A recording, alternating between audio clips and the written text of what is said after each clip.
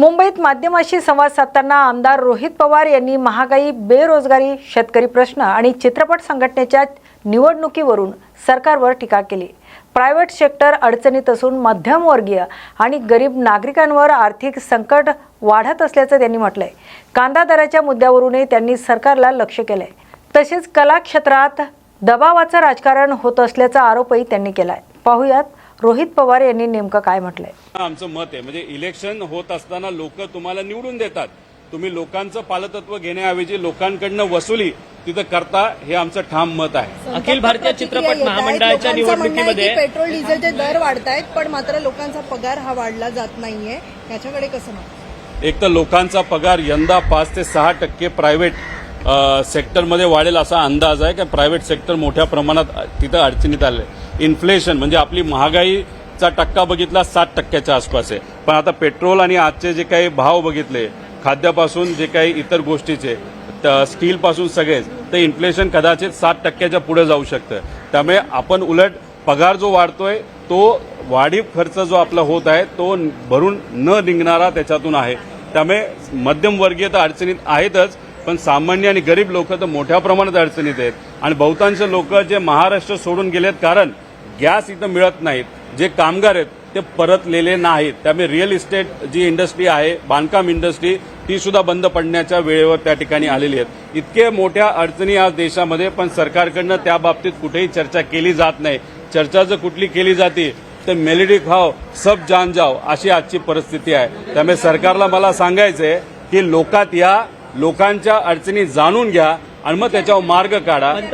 पंतप्रधान नरेंद्र मोदी यांनी हीच मेलोडी जी आहे ती मेलोनी ज्या इटलीचे पंतप्रधान आहेत त्यांना देऊन खरं तर महागाईचं आमंत्रण भारताला दिलेलं आहे। एक तुम्हाला सांगतो, कांद्याचं आंदोलन उद्याच्या दिवशी चांदवडला आम्ही सर्वजण खूप मोठ्या लेवलला तिथे घेणार आहोत। इतका रोष लोकांना आहे। शेतकरी काय म्हणतात माहिती का, मोदी साहेबांनी इटलीला जाऊन नाही तर बाहेरच्या देशाला जाऊन मेलेडी चॉकलेट देण्यापेक्षा, कारण का मेलेडीचं चॉकलेट दिल्यानंतर पार्ले नावाची जी कंपनी, ते शेअर इतके वाढले, 10,000 कोटी रुपये तिथं वाढले। त्यामुळे शेतकऱ्याचं मत आहे ही मेलेडीची चॉकलेट देण्यापेक्षा पंतप्रधान साहेबांनी जर कांदा दिला असता तर कांद्याचे भाव वाढले असते आणि लोक त्या ठिकाणी खुश राहिले असते। याची किंमत आहे 1 रुपया आणि 1 रुपयाला एवढंसं मिळतं आणि आज शेतकरी 1 किलो कांदा 1 रुपयाला विकतोय। कुठंतरी या सरकारला लाज वाटली पाहिजे असं आमचं मत आहे। त्यामुळे उद्या खूप मोठ्या संख्येने आम्ही असू, काँग्रेसचे नेते सपकाळ साहेब असतील, शशिकांत शिंदे साहेब आमच्या पक्षातले नेते असतील, दानवे साहेब उद्धव ठाकरे साहेबांच्या पक्षातले आणि सीपीएम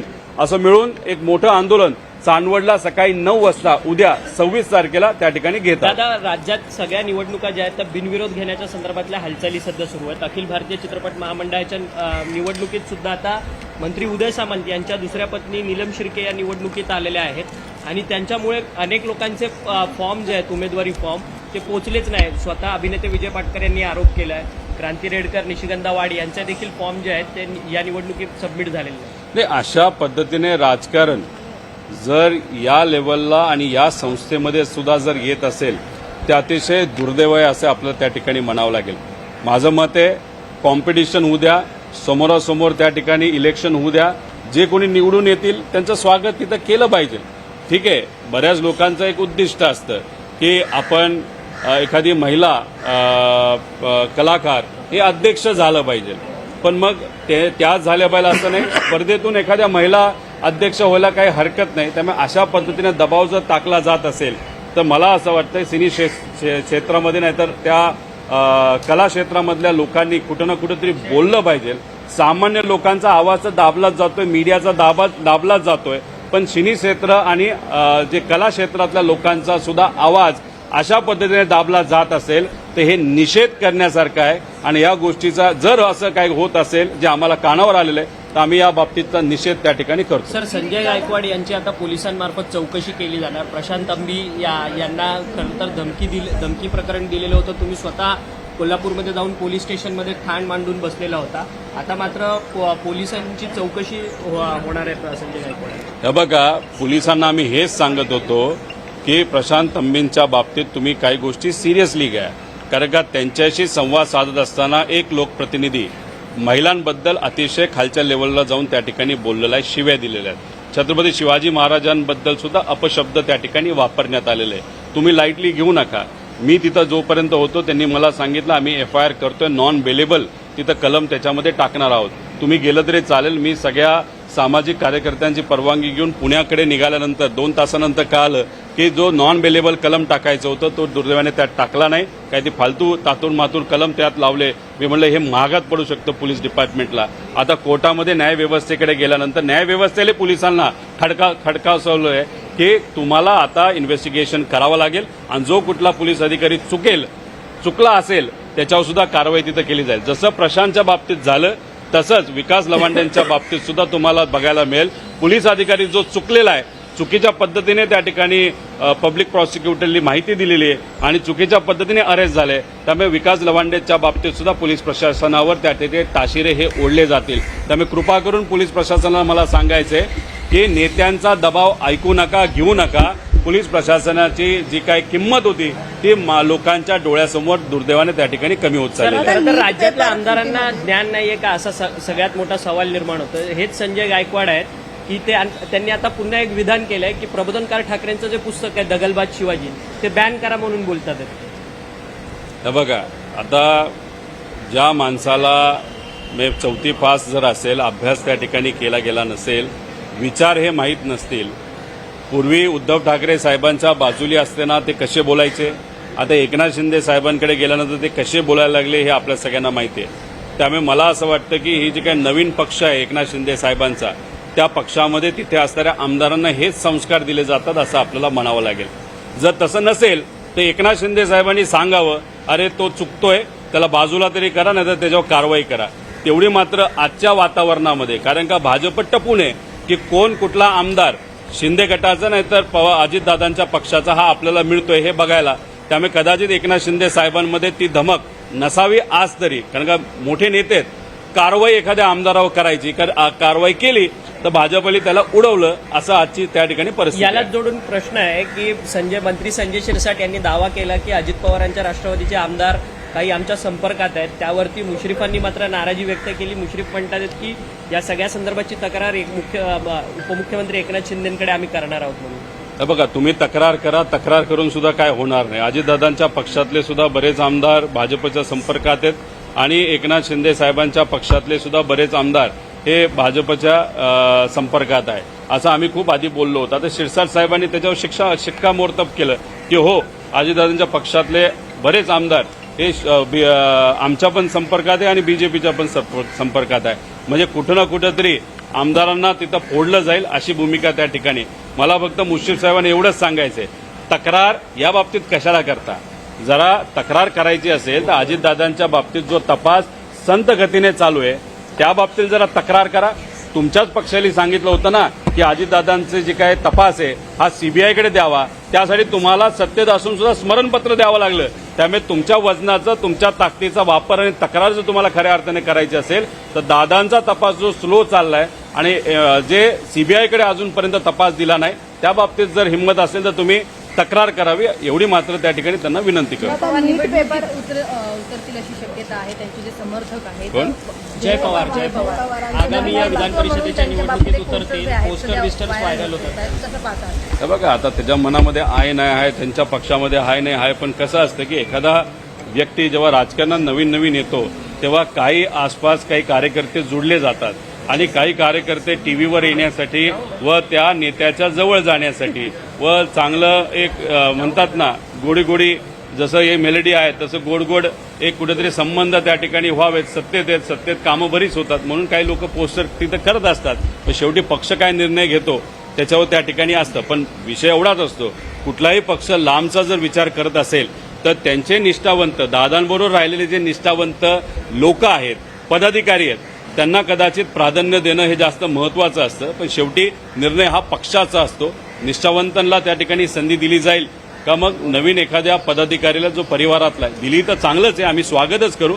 पण शेवटी निष्ठावंत का परिवारातला एक व्यक्ती, निर्णय हा त्या पक्षाला त्या ठिकाणी घ्यायचा आहे. नीट पेपर फुटीच्या मानसिक तणावातून लातूरमधील जी मेटल सोनावणे आहे आणि गोवा आणि कलबुर्गी इथले 3 विद्यार्थी यांनी आत्महत्या केल्याची धक्कादायक माहिती समोर आली आहे. पण परीक्षा रद्द झाल्याने विद्यार्थी निराशात होते असं समजते सगळं. 100% 24 लाख विद्यार्थी 1 लाख जागेसाठी नीटच्या परीक्षेमध्ये तिथं बसत असतात. आणि ज्या पद्धतीने पेपर फुटलेला आहे त्याच्यामध्ये जो आर्थिक व्यवहार झालेला आहे त्याच्यावर गरिबाचं खूप मोठ्या प्रमाणात नुकसान झालेलं आहे. पण सरकार काय करतं, NTA जे हे परीक्षा काढत असतं त्याचा जो प्रमुख होता 2024ला, कारण असा पेपर 2024ला फुटला होता, त्याच्यावर कुठेच कारवाई त्या ठिकाणी झाली नाही. त्याला उलट नंतर एका राज्याचा चीफ सेक्रेटरी म्हणून त्याला पदोन्नती दिली. आत्ताचा जो NTA चा प्रमुख आहे, करा ना त्याच्यावर कारवाई. आणि जे मंत्री आहेत, जे काय त्यांचं नाव असेल ते, तर त्यांच्यावर सुद्धा तुम्ही कारवाई करण्याची धमक ठेवा. पण नाही, लोक जेव्हा गरीब अडचणीत येतात तेव्हा तुम्ही कारवाई करत नाही. पण एखादा मोठा इंडस्ट्रियल अडचणीत येतो, जो अधिकारी त्याला अडचण येतो, त्यांच्यावर मात्र त्या ठिकाणी कारवाई होती. त्यामुळे आमचं मत आहे की या देशाचे जे कोणी शिक्षण मंत्री आहेत त्यांनी राजीनामा दिलाच गेला पाहिजे. त्यांनी नाही दिला तर मोदी साहेबांनी तो त्या ठिकाणी घेतला गेला पाहिजे. कारण का हा प्रश्न आहे सामान्य लोकांच्या मुलामुलींच्या भवितव्याचा. आणि अशा पद्धतीने जर तिथं आत्महत्या होत असेल तर ते योग्य नाही. मी मुलांना विनंती करतो की कृपा करून असं जर विचार तुमच्या मनामध्ये येत असेल तर कृपा करून तुम्ही तो विचार मनामधून काढा. तुमचे पालक तुमची वाट बघतायत, तुमचे पालक तुमच्यासाठी त्या ठिकाणी प्रेमाने त्या ठिकाणी तुमच्या भक्कमपणे तुमच्या बरोबर आहोत, आम्ही आहोत. त्यामुळे कृपा करून असा विचार करू नये आणि सरकारने या बाबतीत लवकरात लवकर ऍक्शन घ्यावी. दादा, कॉक्रोच जनता पार्टीचं सध्या सगळीकडे बोलबाला सुरू आहे. अल्पावधीतच कॉक्रोच जनता पार्टीने इंस्टाग्रामवरती 2 कोटी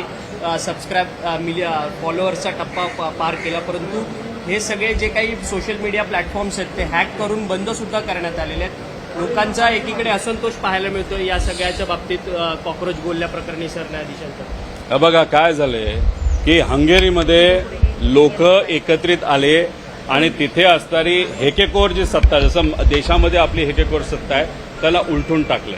तसंच नेपाळमध्ये झालं, तसंच बांगलादेशमध्ये झालं, तसंच श्रीलंकेमध्ये चाललं. आता सर्बियाची आता बातम्या त्या ठिकाणी यायला लागलेत, विद्यार्थी रस्त्यावर उतरावं लागलेत. त्यामुळे कुठं ना कुठंतरी आता हे सरकार घाबरलंय. आता बीजेपी आहे 85 लाखावर. आता हे जे कॉक्रोच जनता पार्टी आहे हे सोशल मीडियावर गेले 2.5 कोटीच्या आसपास. त्यामुळे कुठं ना कुठंतरी या सरकारच्या विरोधात तिथं रोष आहे आणि सिस्टमच्या विरोधात रोष आहे. आम्ही सुद्धा सिस्टमला दोषी त्या ठिकाणी समजतो. कारण का दादांचा FIR होत नव्हता, सिस्टम त्याला जबाबदार आहे. आज कांदा उत्पादक शेतकरी, सिस्टम त्याला जबाबदार आहे. बेरोजगारी मोठ्या प्रमाणात वाढली, सिस्टम त्याला जबाबदार आहे. शहरी भागामध्ये प्यायला पाणी त्या ठिकाणी मिळत नाही, सिस्टम त्याला जबाबदार आहे. आणि कॉक्रोच जनता पार्टी ही सिस्टमच्या विरोधातच उभं राहिलेलं एक सोशल मीडियाचं त्या ठिकाणी प्लॅटफॉर्म आहे. आणि सगळ्यात पहिला मुद्दा जो त्यांनी घेतला तो महत्वाचा आहे की आता ज्युडिशरी जी आहे त्या ज्युडिशरीमध्ये सुद्धा काही असे जजेस आहेत ते उद्या जाऊन आपल्याला कुठेतरी खासदारकी मिळेल, आपल्याला कुठे एखादं पद मिळेल. त्यामुळे शेवटच्या काळामध्ये सरकारच्या बाजूने निर्णय घेऊन कुठेतरी ज्युडिशरीचं नाव सुद्धा कमी करण्याचा प्रयत्न त्या पद्धतीने तिथं केला जातोय. म्हणजे सरकार कुठेतरी ज्युडिशरीमध्ये सुद्धा घुसतंय आणि बाकीमध्ये सुद्धा लोकांना अडचणीत आणतंय, हे कुठेतरी सिद्ध होतं. त्यामुळे तिथं सामान्य लोक व्यक्त होत आहेत. त्यामुळे कितीही तुम्ही आवाज दाबण्याचा प्रयत्न केला तरी लोकांचा आवाज या सरकारला दाबता येणार नाही. आता पुण्यामध्ये 1 ते 22 वेळेपर्यंत 123 महिला व मुली ज्या आहेत बेपत्ता झालेल्या आहेत. खरं तर सरकारचं किंवा ह्या सगळ्याकडे गांभीर्यानं लक्ष नसल्याचं देखील बोललं जातं. हे बघा, हे सरकार कुठं ना कुठंतरी मनुवादाचं सरकार आहे. मनुवादामध्ये महिलांना कुठेही महत्व त्या ठिकाणी दिलं जात नाही. आम्ही कितीतरी दिवस झालं सांगतोय शक्ती कायदा तुम्ही आणा, पण यांना शक्ती कायदा आणायला काही हिंमत त्या ठिकाणी होत नाही. कारण कदाचित ते महत्वच तिथं देत नाहीत. आता नचरापूरला जो विषय झाला, चर्चेत आला, आंदोलन झालं, त्यानंतर थोडंफार काही ज्या काही गोष्टी सरकारकडनं झाल्या, पण असे अनेक विषय आहेत महिलांच्या बाबतीतले अजून ते प्रलंबित आहेत. आता साताऱ्यामध्ये मी जिथं गेलो होतो तिथून अजून जज सुद्धा अलोकेट तिथं झाला नाही त्या फास्ट ट्रॅक कोर्टला. बरंच मी जालन्यात गेलो होतो, मी मालेगावला गेलो होतो. बऱ्याच ठिकाणी गेल्यानंतर एवढंच कळतंय की महिलांच्या बाबतीतले अत्याचार या राज्यामध्ये वाढतच चालले, पण सरकार या बाबतीत सिरियस नाही. पुणे तर केंद्रबिंदू झाले अत्याचाराच्या बाबतीत आणि क्राईमच्या बाबतीत, पण त्या बाबतीत कोणाचं दुर्दैवाने तिथं लक्ष नाही. त्यामुळे सरकारला मी विनंती करतो की शक्ती कायदा हा लवकरात लवकर त्या ठिकाणी आणला पाहिजे. मी राजकीय स्टेटमेंट याच्यामध्ये देत नाही, मी जे स्टेटमेंट देतोय ते सामाजिक देतोय. त्यामुळे येणाऱ्या अधिवेशनामध्ये शक्ती कायदा हा आणलाच गेला पाहिजे अशी आमच्या सगळ्यांची मांग आहे. Okay, thank you.